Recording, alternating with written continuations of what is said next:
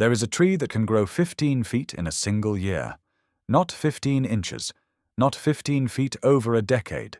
15 feet in just 12 months. Plant it today, and by next year it can already tower above you.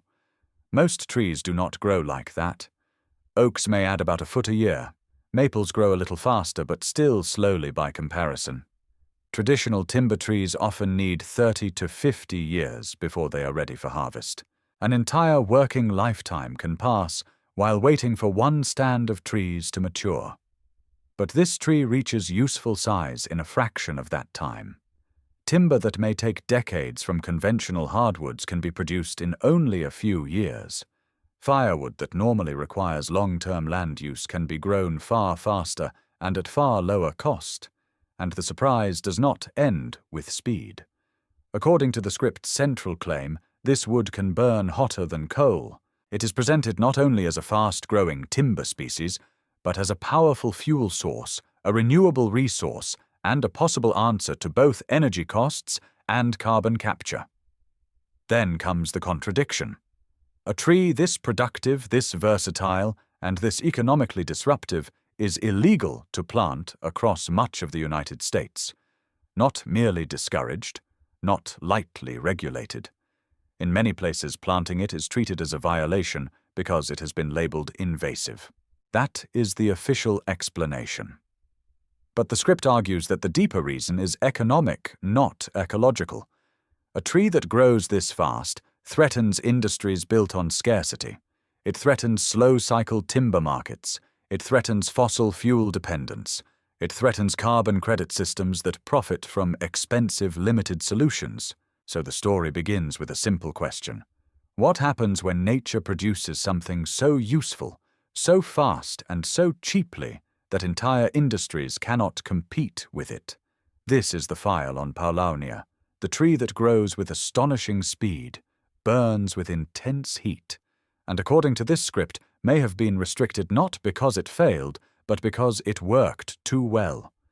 The tree at the center of this story is known as Paulownia, but depending on where you are in the world, it carries many different names: the Empress tree, the Princess tree, or Royal Paulownia. Long before it became controversial in parts of the United States, this tree had already built a deep and respected legacy across Asia.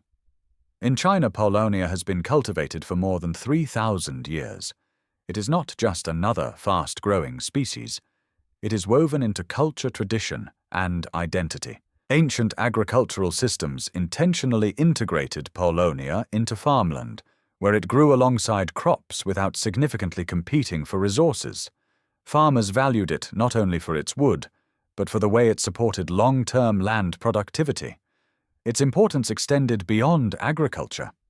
In Chinese symbolism, Paulownia was associated with the phoenix, a mythical bird representing renewal virtue and imperial power.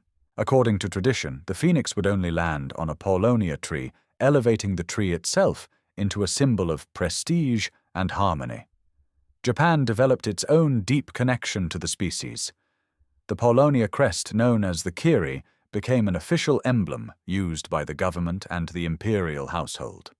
Even today, variations of this symbol remain embedded in Japanese state iconography. But perhaps the most striking tradition linked to Paulownia is tied to family life. In some regions, when a daughter was born, a Paulownia tree would be planted. The tree would grow alongside her year after year. By the time she reached adulthood and marriage, the tree would be large enough to harvest. Its wood would then be used to craft furniture, often a chest or cabinet that became part of her dowry. The tree was not just a resource, it was a timeline, a living measure of growth, patience, and transition from childhood to adulthood.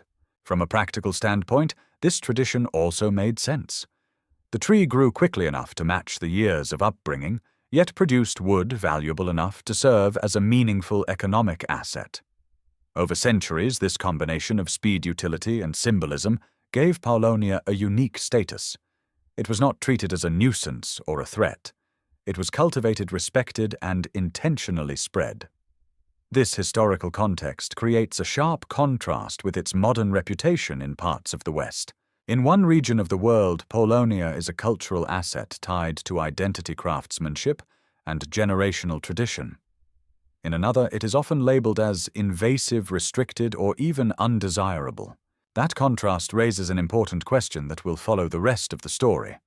How does a tree move from being a symbol of prosperity and heritage to something considered a problem beyond its history and symbolism? Paulownia stands out for something far more practical: the unusual properties of its wood. At first touch, the difference is obvious. Paulownia wood is remarkably light. A large board can often be lifted with ease even when compared to other commonly used timbers. This low density makes it highly desirable for applications where weight matters, such as furniture, cabinetry, musical instruments, and even certain types of construction. But lightness alone would not make it exceptional. What makes Paulownia unusual is the way it combines low weight with structural stability. The wood resists warping, cracking, and twisting even when exposed to changes in humidity and temperature. In environments where other woods expand, contract, or split over time, Paulownia tends to remain stable. This stability reduces long-term maintenance and increases product lifespan. It also has a fine, straight grain with a smooth texture that is easy to work with. Cutting, shaping, and finishing the wood requires less effort compared to denser hardwoods. Craftsmen can produce detailed work with fewer defects, and the finished surface often has a clean, consistent appearance. There is another surprising detail. Despite being classified as a hardwood, Paulownia is often lighter than many softwoods. This creates a kind of material paradox, a wood that behaves like a hardwood in durability and usability, but like a softwood in weight. In some descriptions, its strength-to-weight ratio is compared to aluminum. While not identical in performance, the comparison highlights how efficient the material is relative to its mass. The benefits extend into longevity as well. Properly treated Paulownia wood can last for decades, even centuries, without significant degradation. Historical examples in Asia demonstrate furniture and structures that have endured over long periods while maintaining structural integrity. From an economic perspective, this combination is powerful. A material that is light, stable, easy to process, and long-lasting reduces costs at multiple stages: transportation, manufacturing, installation, and maintenance. Each advantage compounds the next, which leads to an important implication. If a tree can produce this kind of material in just a few years rather than decades, it does not simply compete with traditional timber. It challenges the entire timeline that the timber industry depends on. And that brings the focus back to the central tension of the story. Because when a resource becomes both faster and more efficient than the existing system, the question is no longer just about quality. It becomes a question about disruption. The most disruptive feature of Paulownia is not its symbolism or even its material quality. It is speed. In its first year under favorable conditions, Paulownia can grow several meters tall. By the second year, it can begin to resemble a small tree rather than a sapling. Within 3 to 5 years, it can reach a size that is already usable for certain types of timber and fuel. This growth pattern is radically different from traditional hardwoods. Oak, for example, may require decades before it reaches harvestable size. Even fast-growing commercial species typically need 10 to 20 years to produce usable timber. Entire business models, supply chains, and land management strategies are built around these long cycles. Paulownia does not follow that timeline. Its large leaves play a key role in this process. The surface area of the foliage allows for highly efficient photosynthesis, enabling the tree to convert sunlight into growth at an accelerated rate. Combined with a strong root system, this allows rapid vertical expansion during early development. But speed alone is not what makes this significant. Speed changes economics. Traditional timber industries depend on controlled supply. Long growth cycles limit how quickly wood can enter the market. That limitation helps stabilize prices and supports long-term planning for logging, processing, and distribution. When a tree can produce usable material in a fraction of the time, that balance begins to shift. If widely cultivated, a fast-growing species like Paulownia could increase supply far more quickly than conventional systems are designed to handle. More supply typically leads to lower prices. Lower prices can reduce margins across the entire industry. In that context, the very trait that makes Paulownia attractive to farmers and small landowners, its rapid growth, can make it threatening to established economic structures. The script frames this as a key turning point. It suggests that the issue is not simply whether the tree grows quickly, but what that speed represents. A faster cycle means less dependence on long-term land control. It means smaller players can produce meaningful output without waiting decades. It means timber production becomes more accessible. And when accessibility increases, control decreases. This is where the narrative begins to move beyond biology and into systems. Because if a resource grows too fast, produces too efficiently, and reduces barriers to entry, it does not just compete within an industry. It has the potential to reshape it entirely. The official reason Paulownia is restricted in parts of the United States is simple. It is labeled as an invasive species. At first glance, that label seems justified. Paulownia produces large quantities of tiny seeds that can travel long distances by wind. When those seeds land in disturbed soil areas affected by construction, fire, or erosion, they can germinate quickly. In such environments, the tree can establish itself faster than many native species. That pattern fits a common definition of an invasive plant. But the full picture is more complex. Not all fast-spreading plants behave the same way in every ecosystem. In the case of Paulownia, its growth advantage is strongest in open sunlit areas where competition is low. In mature forests with dense canopy cover, its seedlings often struggle to survive due to lack of light. This places it in a category often described as a pioneer species. Pioneer species are the first to colonize damaged or empty land. They stabilize soil, reduce erosion, and create conditions that eventually allow other plants to return. Over time, they are typically replaced by slower-growing, shade-tolerant species as the ecosystem recovers. From this perspective, Paulownia's behavior is not purely destructive. In some contexts, it can contribute to ecological recovery. The script raises an important comparison. There are many non-native plants in the United States that spread efficiently, yet are not subject to the same level of restriction. Some are widely cultivated. Others are even promoted for landscaping or commercial use. This inconsistency leads to a key question.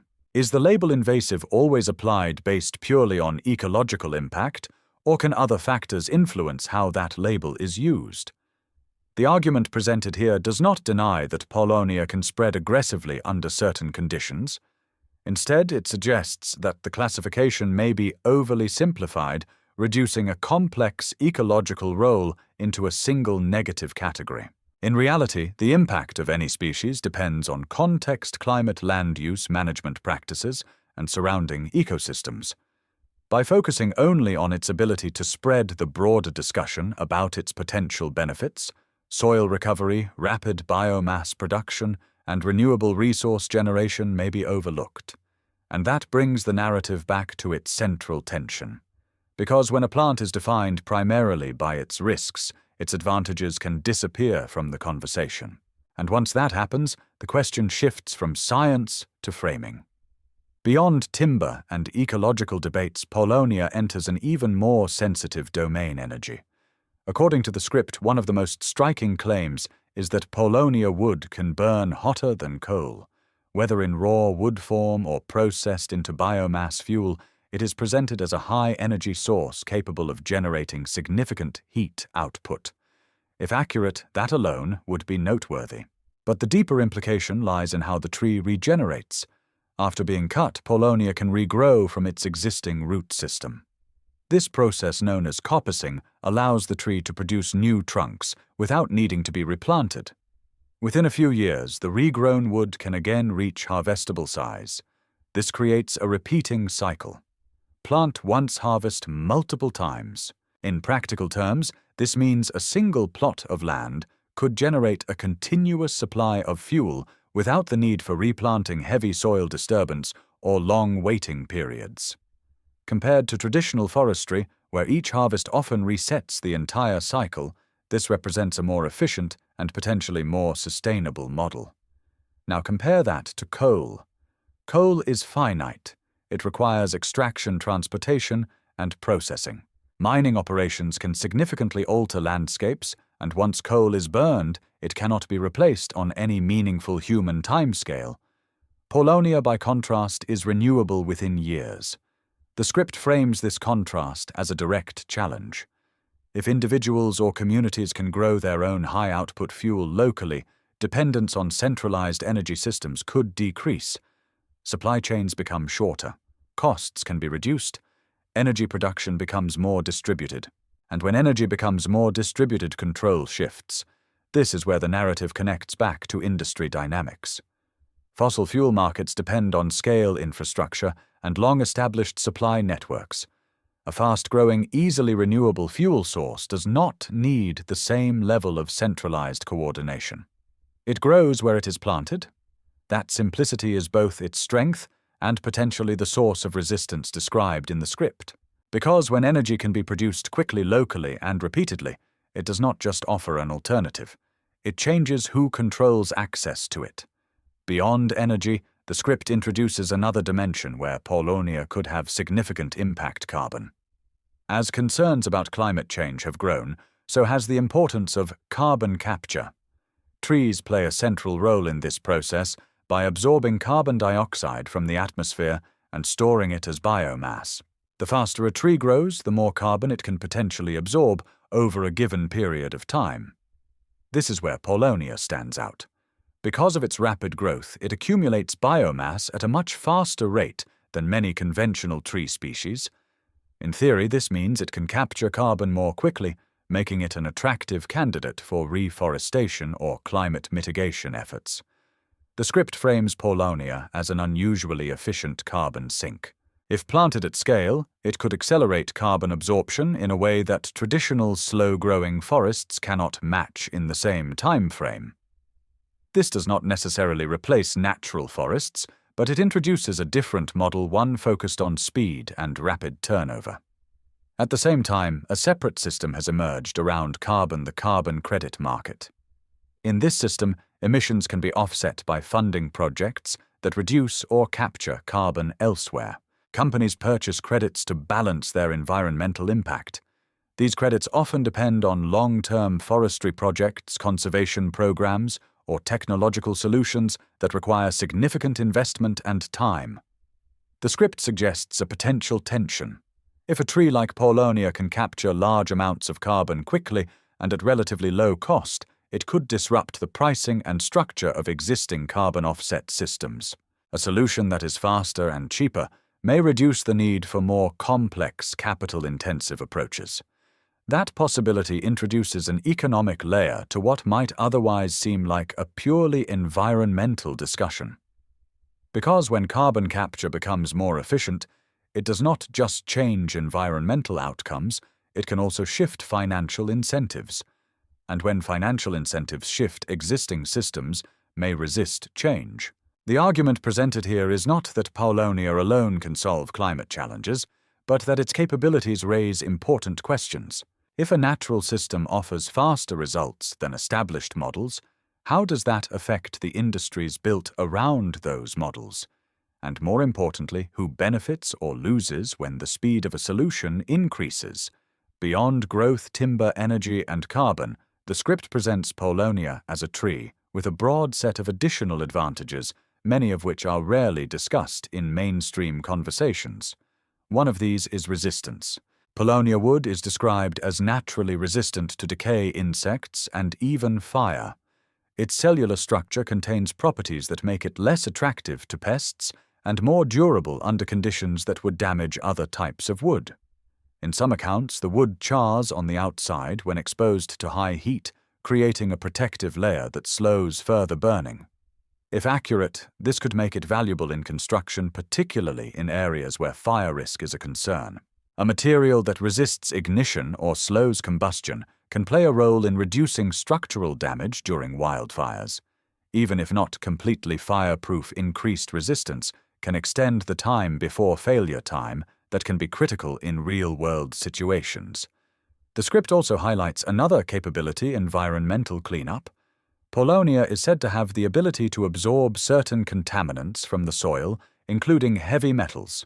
This process, known as phytoremediation, allows plants to gradually reduce pollution levels in damaged or industrial land. In regions affected by mining chemical spills or long-term agricultural overuse, soil quality can decline to the point where traditional crops struggle to grow.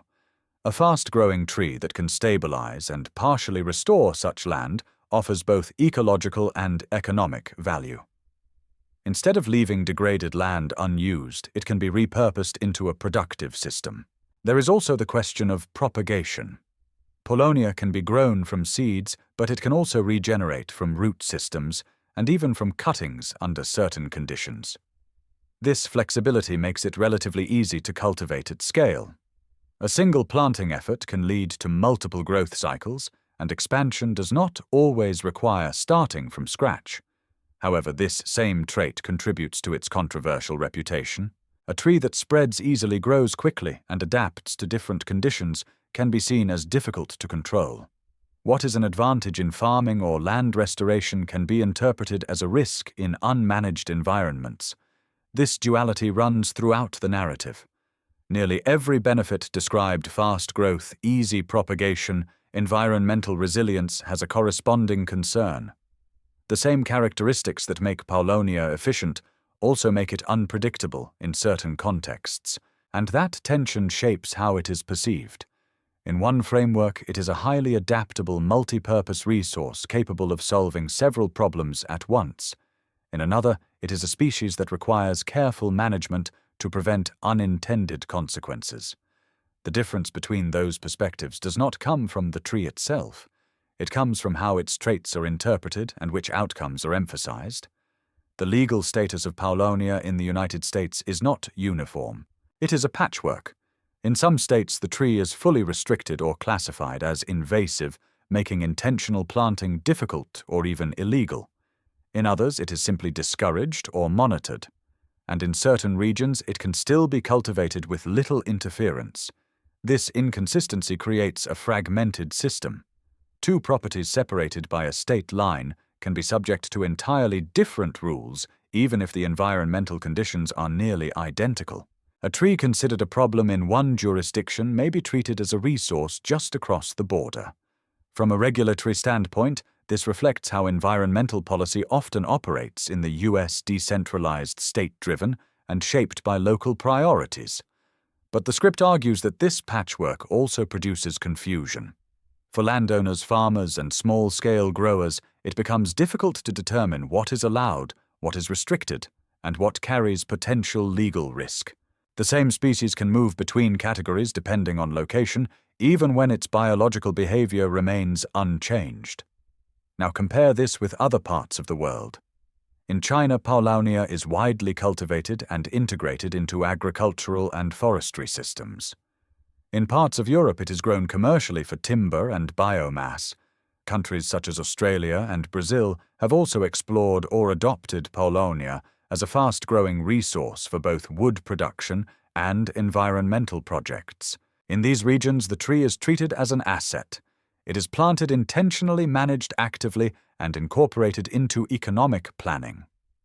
Research institutions study its growth patterns, optimize cultivation techniques, and explore its commercial potential. This global contrast raises a critical question. If the same tree is considered valuable in multiple countries, producing timber fuel and environmental benefits, why is it restricted in others?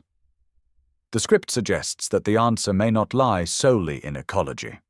Different regulatory frameworks can reflect different risk tolerances, economic interests, and historical experiences with non-native species. In some cases, caution leads to restriction. In others, opportunity leads to adoption. But when those decisions diverge so sharply, the result is a kind of policy imbalance. One region develops an industry around a resource, another limits access to it. Over time, that difference can translate into economic gaps: who produces, who imports, and who benefits from the resource. And as research continues and attitudes evolve, the script points to early signs of change. In states like Kentucky and Virginia, as well as in academic institutions, there is growing interest in re-evaluating Paulownia. Studies are examining its actual ecological impact, its commercial viability, and the conditions under which it can be managed responsibly. These developments suggest that the current legal status is not fixed. It is part of an ongoing conversation, one that may shift as new data, new needs, and new priorities emerge. After examining its growth material properties, energy potential, environmental role, and legal status, the final question becomes practical. What can actually be done with Paulownia? In regions where it is legal to plant, the process is relatively straightforward. The tree prefers full sunlight and well-drained soil, especially during its early stages. Spacing is important, as rapid growth requires room for canopy expansion. During the first year, attention to watering and protection from extreme conditions can significantly influence long-term development. Once established, the tree becomes far more resilient. Within a few years, it can reach harvestable size depending on the intended use. For biomass or firewood, shorter cycles may be sufficient. For timber applications, allowing additional years can improve trunk diameter and wood quality. One of the most important features is its ability to regenerate after cutting. Instead of replanting, the existing root system can produce new shoots. These shoots can be managed to form the next generation of trunks, reducing both labor and time between harvests. This creates a repeating cycle that can continue for multiple rotations. From a practical standpoint, this opens several pathways. The wood can be used directly as fuel processed into biomass products or milled for construction and furniture. Small-scale growers can use it for personal energy needs or local building materials. Larger operations can integrate it into commercial supply chains. This flexibility allows both individual and industrial use. But what about regions where the tree is restricted? The script suggests that in these cases the focus shifts from cultivation to awareness and policy. Understanding the current regulations is the first step. From there, individuals can engage with local representatives, support research initiatives, and contribute to discussions about how the species is classified and managed. Policy is not static. Regulations change over time as new data becomes available. Scientific studies, pilot programs, and controlled cultivation projects can influence how a species is perceived and regulated in the future. The broader message of the script is not limited to one tree. It is about how society evaluates solutions. When a resource offers speed, efficiency, and accessibility, it can challenge existing systems. Those systems may adapt or they may resist. The outcome often depends on how risks and benefits are framed and who has influence over that framing. Paulownia becomes a case study in that dynamic. It represents a possibility, a fast-growing renewable resource that can produce material energy and environmental benefits within a short time frame. At the same time, it raises valid concerns about ecological balance and management. Both sides exist. The question is how they are weighed. In the end, the decision is not simply about whether Paulownia should be planted or restricted. It is about how to approach a resource that does not fit neatly into existing categories, one that moves faster than traditional systems are designed to handle. And when something moves faster than the system around it, the system eventually has to respond.